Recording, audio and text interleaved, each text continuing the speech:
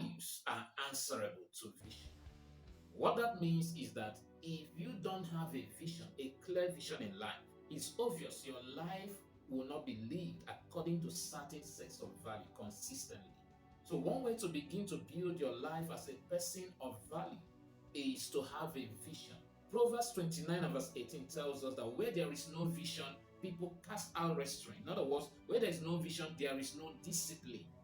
So you have to have a vision before you can build value. They say to every game there are rules.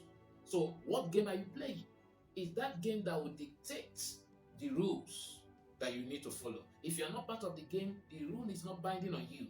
So what vision is dictating the values that you want to live your life by?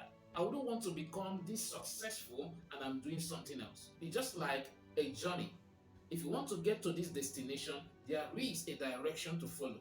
And you have to know your destination even though you don't know the direction. You can ask people for the direction, but not the destination. Imagine coming to maybe the motor park and you are asking those there, where should I go? It means that something is wrong. Before you left your house, you ought to have known where you are going. That's the vision. Even though you don't know how, you can ask people for how, you can ask for the direction, but not for the destination. You must decide your destination, then you can ask people for the direction. So, vision is that destination. You must decide it.